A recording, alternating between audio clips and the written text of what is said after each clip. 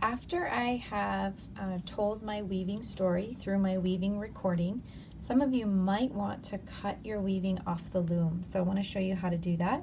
Remember, we have already tied off our last warp string, our last weft string to one of the warp strings, and I can just take those little ends and tuck them underneath.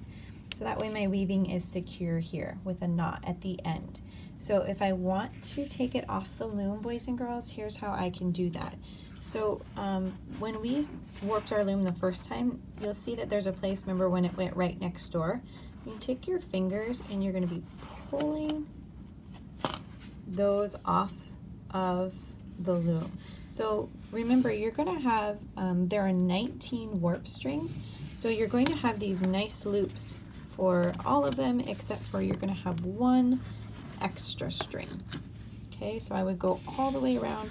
And here's what I mean by the extra. Remember, this is where we started, so we'll talk about that little guy in a minute. So I would go all the way around my loom and pull those loops over the top. Remember, I could reuse my loom for another weaving, so I don't have to get rid of it even. I set that aside though.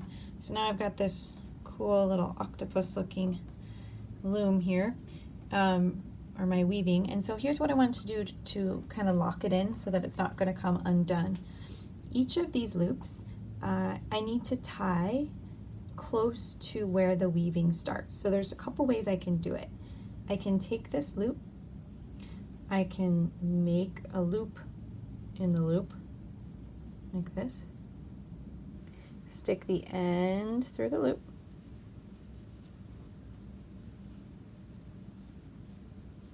and then push that knot down. So that way this will stay in a loop, and I've just created a knot. Let me show you that one more time. So if I have a loop,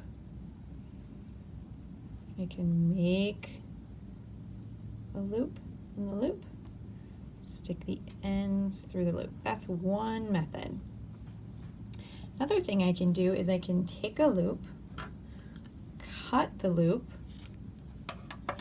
and then tie the two ends together with a knot. So just like I was tying my shoes. I might even make a double knot. Okay, I'm going to do that all the way around to each of my pieces. I wanted to show you what would happen if I have the loop plus the extra string. Just need to make sure to group it all together and tie it in a knot.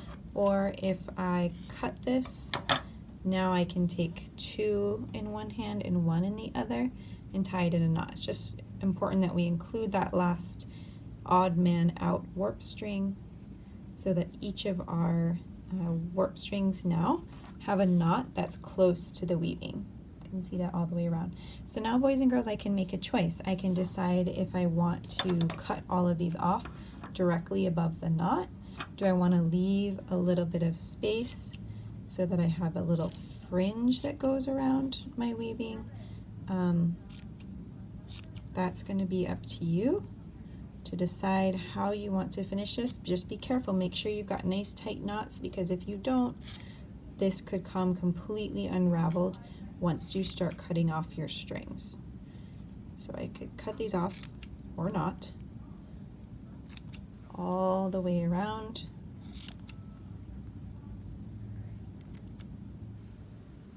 Maybe I want to keep one and I could use it to hang or display my piece.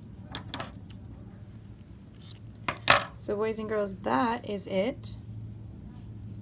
Those are the steps for how we would remove and tie off our circular weaving from our loom.